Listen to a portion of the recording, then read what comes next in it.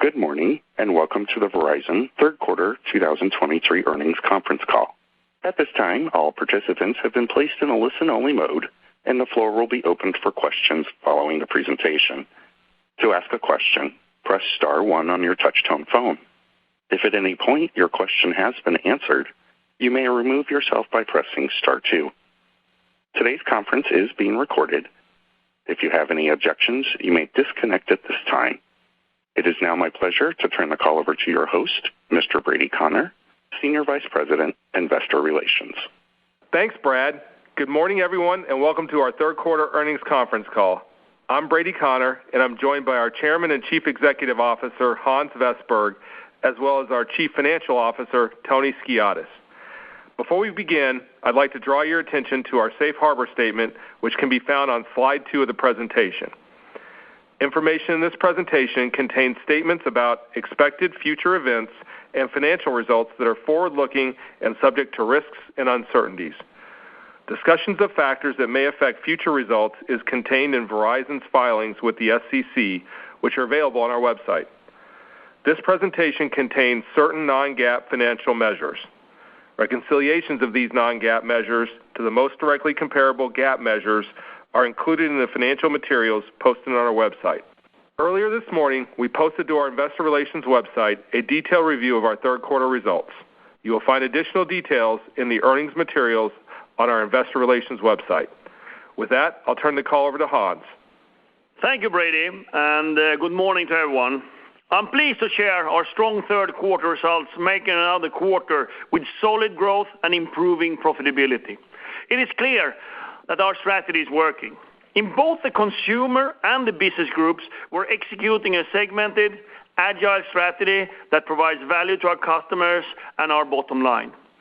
We have delivered growth in each of the areas we asked you to grade us on: wireless service revenue, EBITDA, and free cash flow. This is evidence that we have the right strategy and are achieving our results in a financially disciplined way. Now, let me share our financials for the quarter. Our third quarter wireless service revenue is up 2.9% year over year, driven by expanding and deepening our customer relationships. This revenue growth is a key driver for adjusted EBITDA of $12.2 billion for the quarter, which is higher than both Q3 last year and sequentially. Our year-to-date free cash flow of $14.6 billion is already exceeding our full-year free cash flow for 2022, thanks to our focus on high-quality revenue growth, disciplined promotion strategy, cost efficiency, and capex reduction of the recent years of heightened capital intensity driven by the C-band and fiber investments.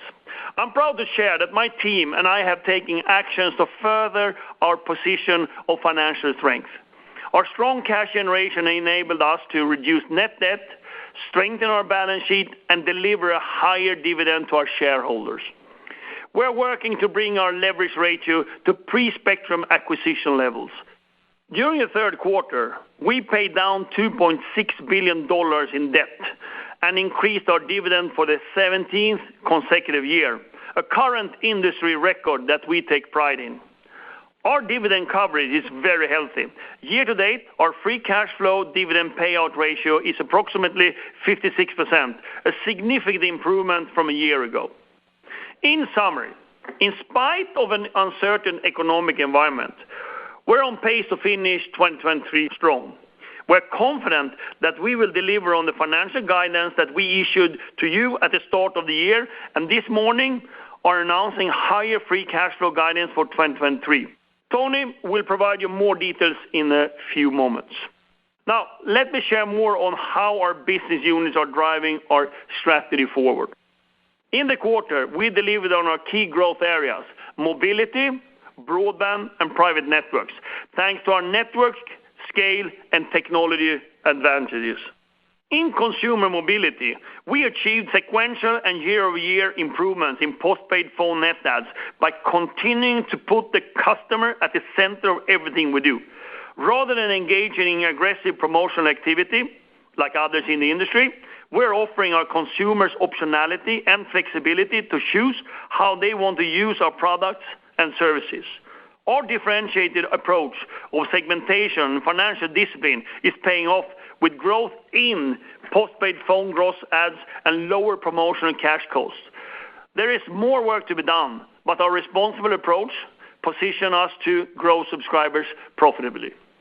Since its launch in May, My Plan continues to deliver a personalized experience, giving our customers the value, choice, and control that they want. During the third quarter, we enhanced My Plan by adding Ultimate Unlimited, a third tier with more value and services, further increasing our premium mix and ARPA growth. This is just one example of the flexibility and speed to market that My Plan provides.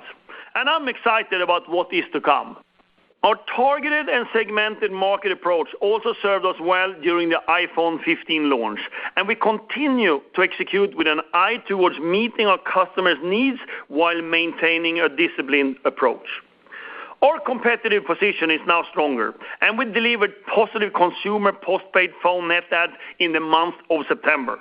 We anticipate that momentum will continue as we're on track to exceed our postpaid phone net adds from Q4 of last year.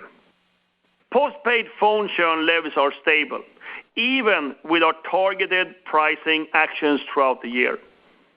We continue to see muted upgrade levels, which is something we're watching carefully, and is a trend we expect will continue for the next few quarters. Turning to business mobility, Verizon Business Group delivered 151,000 phone net adds and reached our 9th consecutive quarter above 125,000. Businesses and governments continue to place an increased emphasis on best-in-class, reliable connectivity that only Verizon provides. Across mobility, postpaid phone net adds were 100,000 compared to 8,000 last year. We have the largest customer base in the industry and are still finding new ways to add customers through innovation, service quality, and a variety of offerings and partnerships that competitors cannot match. As we discussed before, we're seeking the optimal balance between price and quantity that allow us to grow our base profitably. In our value business, we have had negative volumes, but I'm encouraged by our quarter-over-quarter improvements. As I've said before, the value business is a key part of our growth strategy, and we will continue to invest in it and adjust to the needs of the market. As we mentioned last quarter, we believe we have seen the bottom for prepaid volumes, and the team is committed and working daily to grow our value business. Moving to broadband, we delivered another strong quarter with more than 400,000 new subscribers for the fourth quarter in a row. We finished Q3 with 10.3 million broadband subscribers, up by more than 1.7 million subscribers from a year ago, a 21% increase. Critical to the strength of this key area is fixed wireless access, something we deeply believe in.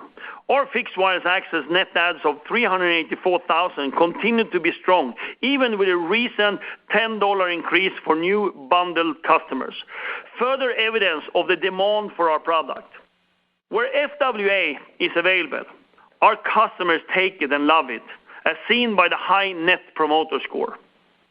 I'm excited to also share that on the Fios side, we had 72,000 internet net adds for the quarter, up almost 20% year over year, and one of our best performances in 7 years. Fios remains a coveted, high-quality service, and we continue to take share and deliver strong numbers even in a lower mover environment. When it comes to private networks, we see demand for the product continue to grow, especially those solutions built with licensed spectrum, which provides a more secure and differentiated experience for the end users. Businesses are increasingly looking to us for the private network solutions, helping to grow our sales funnel and scale the number of installations each quarter. Let me end by talking about the backbone of our business, our network. During the third quarter, we obtained early access to our remaining C-band spectrum. In urban markets where C-band is already deployed, we're firing on all cylinders and leveraging its full potential through software upgrades, delivering 2 to 3 times more spectrum depth. As a result, peak speeds go from 900 megabits per second to an amazing 2.4 gigabits per second, enabling an even better experience for our customers. You've heard me say this before, but let me say it again. C-band is a game changer for our business, giving us better customer retention and step up, as well as strong broadband opportunity with fixed wireless access. Every day we see the benefits of our generation investment in C-band spectrum and the impact it will have for our customers for years to come. And our network is winning. This quarter, we received J.D. Power awards in all 6 U.S. regions, receiving the most awards for wireless network quality for the 31st time in a row. We have the best network in the market, and we will extend our lead as we complete our C-band deployment. First, augmenting urban areas, and next year in suburban and rural markets. This is our key differentiator and the center of everything we do. And we're doing all of this in a responsible way. We're optimizing our network while returning to business as usual levels of CAPEX. We're finding cost efficiencies across our business, both as a result of our new structure and by emphasizing profitability when evaluating new opportunities like within business wireline. Our cost efficiency program remains on track to meet our savings goal of $2 to $3 billion annually by 2025. Now, let me turn the call over to Tony to discuss our financial and operational performance in more detail. Thanks, Hans, and good morning. Our results for the third quarter continue to demonstrate our progress towards our 3 priorities: growing wireless service revenue and driving EBITDA and free cash flow. As Hans said, we are executing on our plan and remain on track to meet our financial guidance for 2023. We've talked about improving our operational performance while maintaining financial discipline, with the third quarter results representing another proof point that demonstrates we can deliver improving key metrics and strong financials. Consumer postpaid phone net losses total 51,000 for the quarter, an improvement of 85,000 sequentially and 138,000 compared to the prior year. During the quarter, we executed well in a low switcher environment, enabling postpaid phone gross add growth of 2.3% year over year. Our postpaid phone churn of 0.85% represents a stable result even after implementing over $1 billion of annualized pricing actions in 2023. Our segmented approach to the market and the structure and discipline of our promotional strategy helped to deliver strong postpaid phone gross adds and lower postpaid upgrades. The third quarter's consumer upgrade rate of 3.6% is down 150 basis points year over year. The quality of the business we are writing in consumer remains high, as my plan continues to drive an elevated premium mix. Consumer ARPA of $133.47 increased sequentially by 1.2% and year over year by 4.5%. We expect to deliver further ARPA growth as a result of the innovations of my plan, as well as our most recent pricing actions. Verizon Business delivered another strong quarter with 151,000 phone net adds, which, as Hans mentioned, is our 9th consecutive quarter above 125,000. While the macroeconomic environment is uncertain and businesses are more cautious than a year ago, mobility continues to be a top investment priority for our business customers. We expect to continue to deliver strong volumes and expand our relationships by leveraging our position as the wireless market share leader for small and medium businesses, large enterprises, and public sector customers. Moving on to broadband, we delivered 434,000 net additions, continuing the pace of over 400,000 net adds for the fourth quarter in a row. Customers are drawn to the quality of our service and overall value proposition for both FWA and Fios. For fixed wireless, gross add expansion drove 384,000 net adds for the quarter, growing the base to nearly 2.7 million subscribers. The addition of the second tranche of C-band spectrum will help us continue our FWA momentum as we work to build a long-term, sustainable business. Fios Internet net adds were 72,000, up 11,000 year over year. We're pleased with the success of Fios, with strong gross adds and retention reflecting the quality and overall value of the product. For prepaid, net losses of 207,000 represent a sequential improvement from the second quarter. We expect a better trajectory for the remainder of the year as the teams continue to scale some of our key brands, such as Visible and Total by Verizon, and execute on our ongoing integration efforts. Let's now look at our financials. Consolidated revenue for the third quarter was $33.3 billion, down 2.6% year over year. The decline can be attributed to wireless equipment revenue, which was approximately 12% lower than the prior year, as postpaid upgrades declined 26%. Total wireless service revenue was $19.3 billion, up 2.9% year over year, and up $217 million sequentially. Strong revenue benefited from targeted pricing actions, more customers selecting premium unlimited plans, and growth in fixed wireless access. Additionally, as a result of our discipline around promotions and lower upgrade volumes, we saw a further reduction in headwinds to service revenue growth associated with promo amortization. This was partially offset by pressure from prepaid, which reduced total wireless service revenue growth by approximately 60 basis points year over year. Consolidated adjusted EBITDA in the quarter was $12.2 billion, an increase of $267 million sequentially and up 0.2% compared to the prior year. Adjusted EBITDA margin improved by 100 basis points year over year, primarily driven by improved wireless service revenue and lower consumer postpaid upgrades. Operating expenses, excluding depreciation and amortization and special items, were down approximately 4% year over year, primarily due to the lower cost of equipment from reduced upgrade volumes. While bad debt is up year over year, it was once again flat sequentially, consistent with the first half of the year. We continue to make progress on our cost efficiency program, having recently implemented transformations within our customer care group as well as business managed services. We are on track to deliver $200 to $300 million of savings in 2023, building momentum to generate incremental savings in 2024. Adjusted EPS was $1.22 and includes 3 cents of pressure from a reduction in capitalized interest due to the early clearance of C-band spectrum. We currently anticipate another incremental 3 to 4 cents of pressure in the fourth quarter. Turning the attention to cash flow from operating activities for the third quarter was $10.8 billion, bringing the 2023 year-to-date total to $28.8 billion. The year-to-date performance is up approximately $600 million compared to the prior year, primarily due to working capital improvements associated with fewer upgrades and lower inventory levels, partially offset by higher interest payments. Customer payments continue to be healthy, with consistent performance throughout the year. CapEx for the quarter came in at $4.1 billion, totaling $14.2 billion year-to-date. At this point, we expect 2023 CapEx to come in at the upper end of our guidance range of $18.25 to $19.25 billion. The third quarter was the second consecutive quarter operating at our business-as-usual run rate. As a result, we would expect a reduction of approximately $4 billion of CapEx in 2023 compared to the prior year. Free cash flow for the third quarter was $6.7 billion, bringing our year-to-date total to $14.6 billion, a $2.2 billion improvement over the prior year.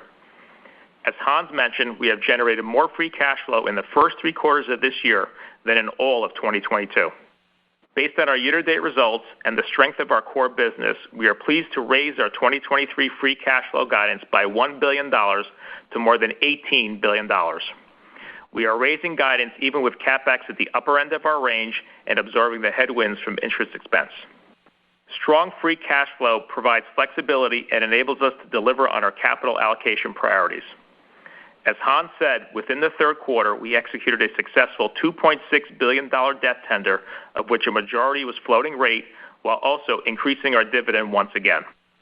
Additionally, given our cash position and the performance of the business, this month we paid approximately $3.7 billion of spectrum clearing costs, primarily using operating cash flow. The remaining spectrum payments are minimal and will be made in 2024. Net unsecured debt at the end of the quarter was $122.2 billion, an improvement of $4.3 billion from the end of second quarter and $7.1 billion lower year over year. We ended the quarter with $4.2 billion of cash on hand, which we are using to pay the clearing costs I just described. Our net unsecured debt to consolidated adjusted EBITDA ratio was 2.6 times as of the end of the third quarter, representing a 0.1 turn improvement year over year.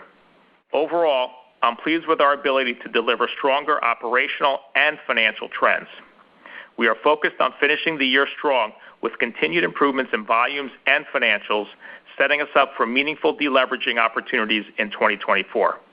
I will now turn the call back to Hans for his closing thoughts before we open it up to your questions. Thank you, Tony. I'm proud of the progress our team has made, and our operating results over the last 3 quarters should also give you confidence in us. We're delivering on our financial targets ahead of schedule on several key metrics and are restoring our leverage ratios to where we want them to be. We have a great network, and our free cash flow generation is industry-leading, and we have more than 10 million broadband subscribers, and that number is growing at near record rates. As we enter the final quarter of 2023, our goals are clear. Deliver strong growth in wireless service revenue, EBITDA, and free cash flow. Our segmented and disciplined approach to consumer mobility is working, and we expect our momentum to continue building in the fourth quarter. Enabling all of this is America's best and most reliable 5G network. Our C-band spectrum has already benefited mobility and broadband. Deploying the remaining C-band will make this network even stronger and more resilient, and I'm excited about the opportunities that lies ahead. Let me close with this. Our performance has put us firmly on track to meet our full-year financial targets and position us well as we approach 2024. We're excited to head into 2024 with all of our assets in place and a great team to execute our strategy. With that, I hand the call back to Brady for questions. Thanks, Hans. Brad, we're ready to take questions this morning. Thank you.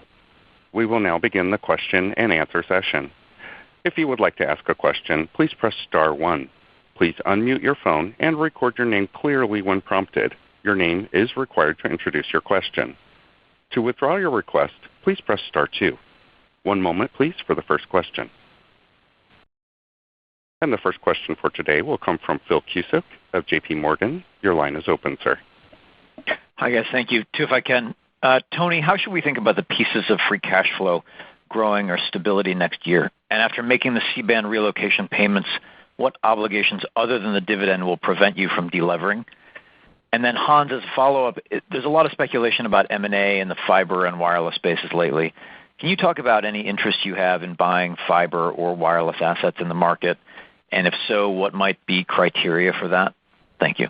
I will start and I hand it over to Tony. I mean, first on the cash flow, I think you have seen us now the last couple of years are focusing very much on our service revenue expansion, EBITDA and cash flow expansion, and all our incentives for the management is set there from the board, both short and long term. So this is a key thing for us to see that we are continuing to generate a lot of cash flow. Tony will talk you through the puts and takes. Regarding fiber assets, first of all, I love our strategy. I mean, our strategy was clear from 2017. In the Fios footprint, of course, we build a lot of fiber, doing extremely well. You saw this quarter again, a record quarter of Fios subscribers. Outside, we build the one fiber over a couple of years. We're basically in all the major markets, we have one fiber to our own network. Right now, our strategy is clear that we want to take the broadband subscribers with fixed wireless access because we get them right now. It's a superior product, and we don't see a need right now for adding any fiber to that footprint. Over time, of course, we will always look into it, and anyone that would dispose any telecommunication assets in the market will talk to us, but the hurdle is high. I mean, we have a great network, and we have built a really good strategy around our technology. Hi, Phil. Good morning. So on the cash generation, so we're very pleased thus far. I'll start with where we are in the third quarter. So we're pleased with the cash generation of the business. The performance of the business, and as you saw, the continued discipline that we had with promos and retention gave us the confidence to raise the free cash flow guide by $1 billion to more than $18 billion, and that's with CapEx at the upper end of the range and also with higher interest expense. So we feel very good about the balance of the year and our positioning heading into next year. Obviously, we're not going to guide on 2024 at this time, but I can share some qualitative qualitative aspects as we look ahead to free cash flow for 2024. On the plus side, we continue to focus the team on an improving EBITDA profile, and that's a big focus of the team. With respect to CapEx, we said a couple of times here in the past that we expect to run at $17 to $17.5 billion for 2024, which is back to a business-as-usual level of spend that you've seen from us. And then we also strive to make continued improvements in working capital. And then offsetting that, we expect higher interest costs from both the rate environment and the reduction in capitalized interest due to the early clearing of the C-band spectrum. And then with taxes, as you know, under current legislation, taxes are going to be pressured by the continued phase-out of bonus depreciation, and we'll see how that plays out. And, so heading into 2024, we continue to focus on strong free cash flow generation and opportunities for meaningful debt reduction, and, we don't see any obstacles to delevering. Thanks, both of you guys. Yeah, great. Thanks, Phil. Brad, we're ready for the next question. The next question comes from Simon Flannery of Morgan Stanley. Your line is open, sir. Great. Thank you very much. Good morning. Hans, you talked a lot about fixed wireless. You've got the rest of the C-band. Can you help update the fixed wireless footprint, the open for sale, and where you are today, and how you get to the 50 million households, or any updated target that you have there? And then, Tony, you talked a little bit about some of the pricing actions you've taken so far. Can you just tease out for us what you've recognized in Q3 and what I think you've talked about a tailwind going into Q4, so how we think about some of the kind of sequential benefits that are still to come? Thank you. Simon, I can start with fixed wireless access. As you can see, we continue on that rhythm with 350, 400,000 every quarter. The additional C-band we got just a couple of weeks ago will initially go straight to augmenting our urban areas where we already have the sites.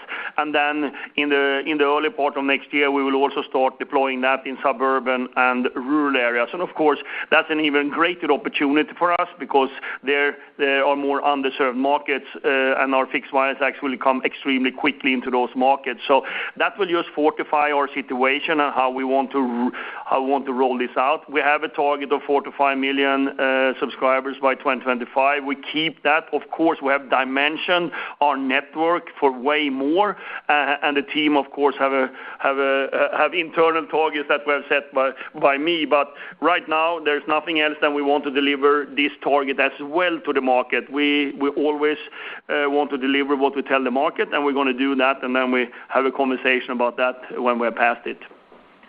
And Simon, on your question on pricing, so a few things here. We executed a number of pricing actions, as you saw. The legacy mix and match that we did earlier in September will yield about $100 million of incremental benefit in the fourth quarter.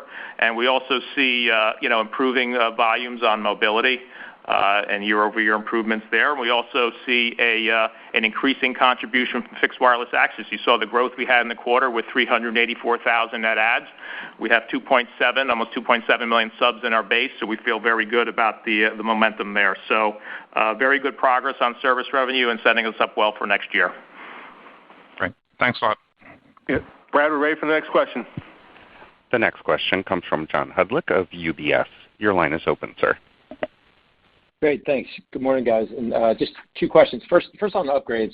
Obviously, that number continues to come down. We're solidly into the sort of 3% range. I mean, Hans, in your prepared remarks, you sort of suggested that you expect to see the same for the next few quarters. I guess two questions there. First of all, in your view, what is really driving it, and do you think that this is a temporary issue, and that it'll go back to some sort of normalized rate? And then, any comments on what that low rate is really doing for your business? And then, secondly, in the past, you guys have given some numbers and some metrics on what the C-band is doing for your business as it gets rolled out. Any update there? Are you still seeing improvement in things like gross adds, ARPU, churn, as you roll that C-band out? Thanks. Thanks, John. On the upgrade, as we're seeing now for a couple of quarters, when we started our segmented approach on the consumer side, where we actually try to meet our customers in different segments with the right offerings, that of course have driven a lower upgrade rate. But as we are not doing a peanut butter spread sort of that everybody gets everything, so we are really trying to see that we have the right offer for our customer. And what is giving me confidence is that our growth sales is just continue to grow for us. So we have the right offering in the market together with my plan. Of course, fourth quarter is always a little bit higher on upgrades because that's normally seasonality. But in general, I see that our model is working, and this is both helping our customers with the right offerings, but not only that, it's helping us with the bottom line and the cash flow generation that we're very focused here at Verizon. And then on the C-band, we see the same things as we have discussed before. We see lower churn where we deploy C-band. We see better step-ups or step-ups in those regions. And then on top of it, we increase fixed wireless access. So there's no difference on that.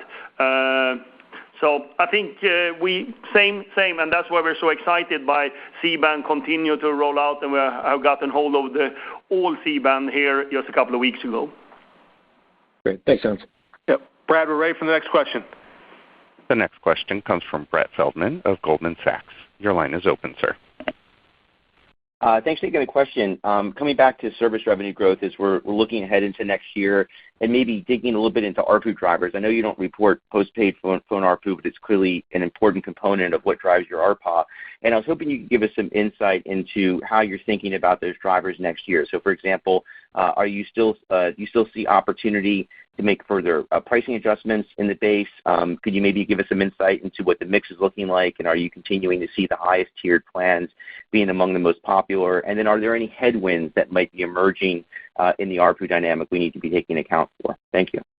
So let me start on the high level. I mean, first of all, we need to think about our total offering on wireless, and we haven't spoken so far much about the business side, but the business side, again, for the ninth quarter in a row, had more than 125,000 phone net adds, actually 150 plus. So they are doing really good in a market where our customers on that side is really looking on the performance of the network and the high quality distribution we have. So I'm very pleased with that, and I would like to say it. On the consumer side, I think we have found a model with my plan and how we go to market. All the changes the Consumer Group and Sampath have done since earlier this year with the plans, decentralization, sales incentives, is helping us to be in the right proposition. Then we always look to all the new value added we can give to our customers to broaden the scope for us and for our customers, like we did with the third tier on the network side on my plan, or that we took away the discount on the convergence within mobility and fixed wireless access in this quarter. So we will continue to look at it, but it's nothing that is the most important right now because I think we have an offering that is really compelling to our customers. And then, Brett, on your service revenue question, just some qualitative thoughts for you. On the plus side, I would say, look, the pricing actions we took this year obviously have a tailwind in the fourth quarter and carry over into next year. So we continue to see momentum there. Also, as I mentioned earlier, we do expect an improving volume profile in the consumer business, so that's something that the team is very focused on. Fixed wireless access continues to scale. So as I mentioned earlier, another 384,000 net adds, even as Hans said, and taking away the discount as well. So the momentum is strong there. And continued increased premium mix with my plan. So my plan seeing, roughly 70% premium mix, and we're very pleased with the progress there.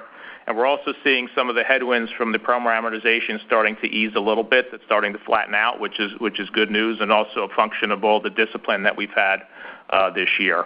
And then offsetting that, as we mentioned in the prepared remarks, prepaid continues to be a headwind in the near term as we continue to work to improve the business, and that's still ongoing. So those are the puts and takes in terms of service revenue.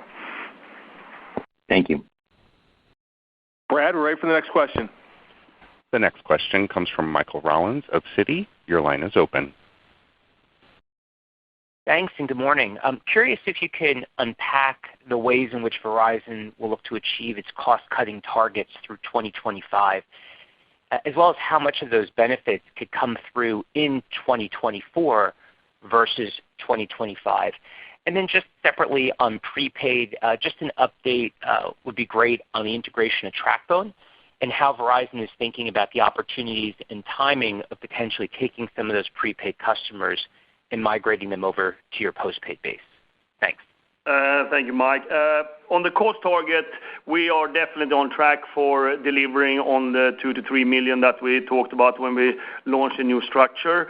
The new structure started this year, the 1st of January. We see a lot of tractions on it, and probably as you follow us closely, you have seen that we have worked on the managed services side together with HL. We have done a big transaction on the customer care side. We are doing a lot of transaction on the IT side. We're bringing more AI into the network and to the customer care. It's a lot of things ongoing, so I have a high confidence that we are finding along the road there all the savings we need, and the traction is very high in the company on efficiency, given that we have one organization right now, Verizon Global Services, supporting all others to see that we find the best measurements across the company. I can come back to prepaid, and maybe Tony has some more comments on the cost side. Sure, thanks. And Mike, just a couple of other additional points that Hans mentioned. So we're on track to deliver $2 to 3 billion, as Hans said. $200 to 300 million of that will come this year in 2023 in EBITDA, and that was already contemplated in the guide. Hans mentioned a lot of the initiatives. The other item I would mention is we're being very disciplined in business wireline by de-emphasizing low-margin deals, so that's something that the team is very, very focused on as well. We're not going to give cost targets for 24 at this time, but we feel good that we have a good foundation that are driving EBIT improvements, and you saw it in the quarter with both sequential and year-over-year improvements in EBITDA. That's going to set the foundation for an improving EBITDA profile in 2024. On the value segment in prepaid and TracFone, as we said in the prepared remarks, we were at a low point the first half of 23, and from here on we should start sequentially improving. Secondly, this is really important for our strategy. We want to build the network once and have as many connections as possible and address the entire market on wireless. And of course, being strong and being the number one in the value segment is important.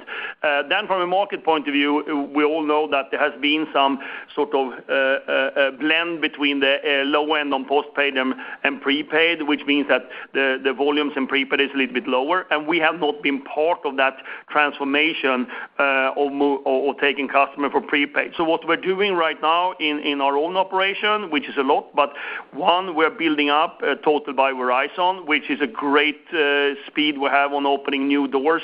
That's going to help us to move up to postpaid for the customers that want to do that, but also have a high-end value proposition.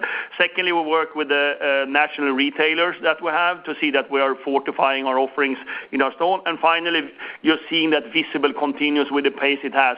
And then we're working with a lot of other things. So it's a lot of ongoing here that gives us confidence that we will sequentially continue to improve. And but clearly, this is very important for our overall strategy. Thanks. Brad, we're ready for the next question. The next question comes from Brian Kraft of Deutsche Bank. Your line is open, sir. Hi, good morning. I have a question on fixed wireless. There continues to be a lot of debate regarding the sustainability of fixed wireless served by macro cell sites, given the trajectory of broadband usage and, of course, the unit economics of radio access networks versus fiber. So really, I guess, two questions. One, since you started the fixed wireless deployment, have your assumptions changed at all regarding usage or the number of fixed wireless customers you can optimally load the network with over time? And secondly, what developments have occurred in millimeter wave delivered fixed wireless this year? And how at this point are you thinking about millimeter wave evolving over the next couple of years as a scalable access technology? Thanks. Hi, Brian. And first, our assumption has changed on fixed wireless access because our technology has improved more than we thought from the beginning. That means that we can take on even more capacity.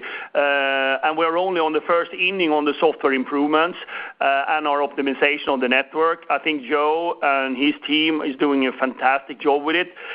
Customers are using it on the consumer side equally much as on the Fios, so that there's no difference on usage.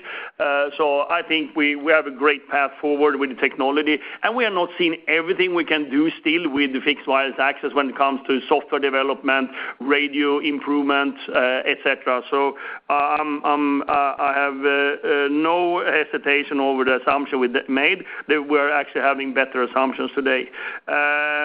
When it comes to millimeter wave, that is playing a vital role for us for many reasons. First of all, it takes in all high-density areas. They take the majority of the capacity, and that's very important for several reasons. I unleashed the mid-band spectrum in order to have better performance on the street, but also in fixed wireless access. So millimeter wave will continue to play a very vital role. As we have said several times, we build very quickly in all major places. And now we're sort of augmenting where we see a lot of traffic. On top of that, of course, we see opportunities for using our millimeter wave also for MDUs over time to see that we address that market with fixed wireless access. So all in all, we still have a lot of technology evolution to see that we can serve even more customers with even better performance and more capacity. So I'm very happy, and as you have seen on fixed wireless access, our NPS scores is out of the chart. I mean, the customers loves it. It's easy. It's quick to deploy. It's self-install. So I think we hit it clearly with this product, and we want to push it with our team and see that our customer gets the right products. Thank you, Hans. Brad, we're ready for the next question. The next question comes from Frank Louthan of Raymond James. Your line is open.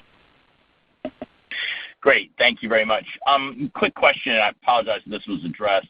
Can you quantify how much of the interest expense going from capitalization to the income statement from the C-band? And then secondly, where are you as far as being able to utilize the fixed wireless to help reduce costs for Type 2 circuits and that sort of thing? Thank you. I can start with the fixed wireless access and Tony will. Yeah, great question. Sometimes we're focused on fixed wireless access being sort of a consumer solution for broadband. Today we sell a lot of fixed wireless access for in the business segment as well, both for large enterprises and for small and medium customers, which has a different usage pattern, which is great. And also we see, and Kyle has discussed that several times, he see also this is a way of optimizing our access cost by having fixed wireless access as the bearer of transport in many cases. So clearly, again, this is how we built our network from the beginning, to be able from the data center to the edge of the network have a totally harmonized network that can fastly move all the data. And then at the edge of the network, we will have different type of access technologies in order to serve our customers. And fixed wireless access can serve many different use cases. And we tend to talk a lot about the consumer fixed wireless access use case, but Kyle have a lot of use cases in the business segment. And as if you look at the numbers this quarter, he's continuing to add a lot of fixed wireless access customers as well. And then, Frank, on the capitalized interest question, in the quarter we saw about 3 cents of pressure from capitalized interest from the time we got the licenses, and then for the fourth quarter we estimate 3 to 4 cents of pressure from capitalized interest. So I hope that helps. All right, great. Thank you. Brad, we're ready for the next question. The next question comes from David Barden of Bank of America. Your line is open. Hey, guys. Thanks for taking the question.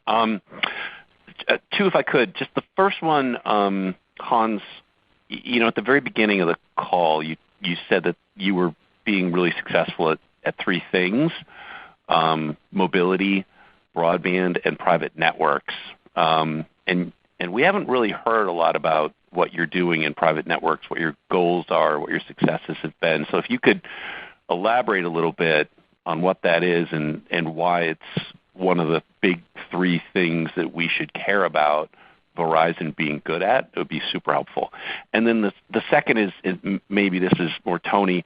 I think we just touched on it a little bit, but the success that you guys have been having in the postpaid phone subscriber net adds in business, could you elaborate a little bit on where that's coming from? Like, given that the consumer isn't growing, how is it that the business continues to be so successful quarter after quarter after quarter, and should we assume that just can continue? Thank you so much. Thank you, David. On the private networks, a good question. What is happening in the private network right now is that we are doing proof of concept to go to commercials. We have ramped up a fantastic funnel. We're starting getting more and more deals every quarter. They start pretty small. They start sort of like a Wi-Fi substitution. And then when it works, let's say you have one big logistic company, they take it to one logistic center, and then they do it in all. We are in that phase of ramping that up to do in one-to-many at the moment. What we have done two things very important. We have cut the lead times on proof of concept to actually to commercial deal. And it's very clear for our customers that the capacity, the security, and the low latency is a game changer for them when they see it. And secondly, we also now have an ecosystem of products, infrastructure, modem, chipset, phones, and radios that can serve different use cases. So that's why we're excited over it. We're not going to see any significant revenues that has an impact on Verizon overall in 24. We're going to see that in 25. But what is important is that this is an area we've never been into. This is a total new TAM we can address by running private networks for different industries, for different large enterprises across the country. With our distribution and technology, I see this as a great opportunity how we use our spectrum. So that's why we pay a lot of attention to it, and with a lot of opportunities coming to it.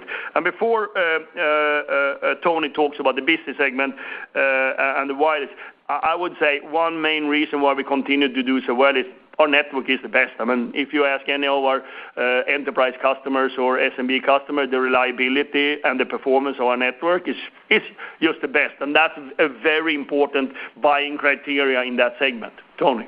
Sure. So, Dave, a couple things. We're pleased, again, with the strong results from Kyle and the team. We saw great phone net adds in the quarter, 151,000 and over 430,000 year-to-date. And we saw healthy demand across the board. That would be enterprise, public sector, and small, medium biz. And that performance is in a very uncertain environment. And as Hans said, strong results validate that businesses continue to trust the Verizon network, even during uncertain economic times. And, we do see certain, pressures in certain sectors, and we're certainly not immune to it, but we're not seeing anything significant. And from a competitive standpoint, I would tell you that we're being very disciplined, and we're not going to chase bad deals that are unprofitable. The other thing I would mention is FWA volumes also continue at a strong pace in business, and we had 132,000 net adds in the third quarter and over 400,000 year-to-date. So we have great momentum, heading into the fourth quarter here and as we set up for next year. And if I could, just one more, and I apologize. Thank you, Tony. So, Hans, it's been 6 months since the team kind of got reset and you put all the people to work. The results seem to be moving in the right direction. How happy are you with the choices you made right now? I'm very happy with the choices. I think, as always, when you make a change, and we did quite a big change, I think 6 out of the 8 seats in the leadership team changed in one swoop. I think we had good alignment from the first week, what we need to do, all the way from Kyle, Tony, and Sampat, which was very important, and Joe, which is sort of the 4 operational units. And you can see the results right now. I mean, the guys are executing extremely well. So, no, I'm happy with it. I'm going to push them even harder, but these guys are really good. They take hard pressure and they deliver on it. So, no, I'm happy on the choices, and the team is doing well. Great. Thanks, guys. Yep. Brad, we're ready for the next question. The next question comes from Craig Moffett of MoffettNathanson. Your line is open. Hi, thank you. Maybe starting with Tony. Tony, can you talk about what contribution you're getting from your wholesale wireless revenues as the cable industry scales? And then could you talk about what benefits that's having in terms of margin accretion and what have you? And then I wonder if you just how we should think about potential risk to that revenue stream as Comcast and Charter start to roll out strand-mounted small cells to potentially offload more of that traffic onto their own networks. Okay, so a few things here. So as you know, we can't discuss the particular economics of any commercial deal, and that includes the commercial deals we have with the cable companies. What I can tell you is that we are very happy with the MVNO agreements, and those agreements are accretive. It's important business for us, and as Hans said many times, it's consistent with our strategy to monetize the network. It's very profitable business for us. It's growing, and we're very comfortable with the arrangement. But that's as far as we'll go.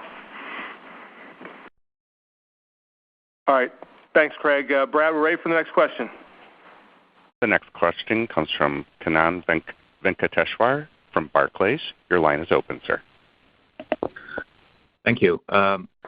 Maybe, Hans, for you, in terms of the fixed wireless business, when you think about the capacity that you have with C-band, and you've talked a couple of times about momentum heading into next year as you expand into other footprints, is there any kind of a goalpost that you have in terms of the kind of growth growth aspirations that you have to balance it with the capacity use that the network may have? So, the 350, 400 kind of a number, does it go to 500, or is there some kind of a framework you guys are thinking about in terms of your aspiration there? Thanks. Thank you, Kannan. I think on the fixed wireless access, we have said a couple of times now, we like the rhythm on 400,000 per quarter because it's putting our operations in the right mode of deploying this. And as we have also decentralized or regionalized our go-to-market, we can work with the markets where we actually open for sale, fixed wireless access, work with the local community, work with the local government, and also address it through our stores. We can focus our efforts in that region and see that we capture all the demand and the funnel we have there. So we think it's a good model that we have right now, and that's also there are some laws of physics how quickly we can roll out the C-band. But I can tell you, there's no one holding back any investments here in order to get the C-band to our customers as soon as possible. So I think we will continue to look at that. That type of levels going forward as well, and that will help us with reaching any goalpost we have or whatever goalpost we're communicating to the market. Got it. Thank you. Yep. Brad, we're ready for the next question. The next question comes from Greg Williams of TD Cowen. Your line is open.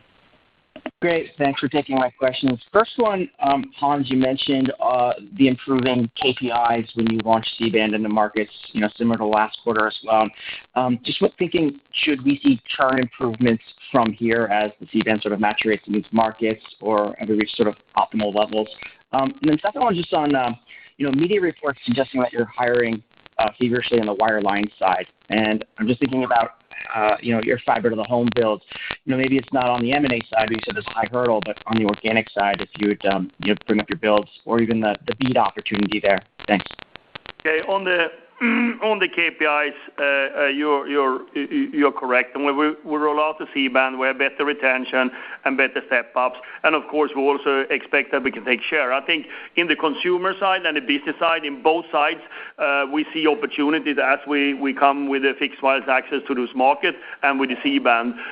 So there is share gains we are planning to do here, and our teams are very focused on it going forward.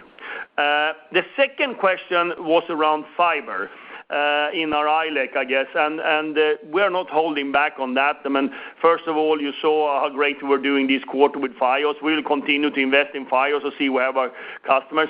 Outside the Fios, our primary strategy is to build on our One Fiber and do fixed wireless access to capture the market before anybody else is even remotely there. That's what we do. Then over time, as I've said 100 times, I'm going to have optionality if I would have another access technology over time, but that's not in the cards right now. We have all the capacity and the technology out in the fields right now, and the quicker we can come out, the quicker we can meet the demand that's out there and meeting the customer that wants our broadband, which is a lot of them.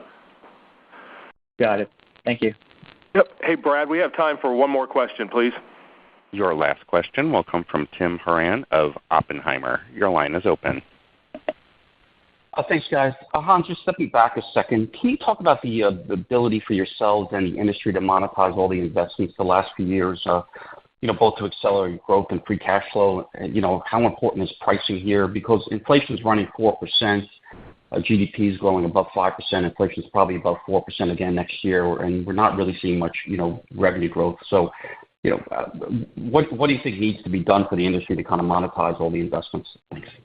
I can talk for ourselves. I think we are in a moment where we actually are monetizing by being very segmented, both in our business side and in our consumer side, and that we both having the right offers for our customers at the same time we are generating bottom line for ourselves. So I think that's where we are, and we have done some price adjustment, but that has also included new values for our customers.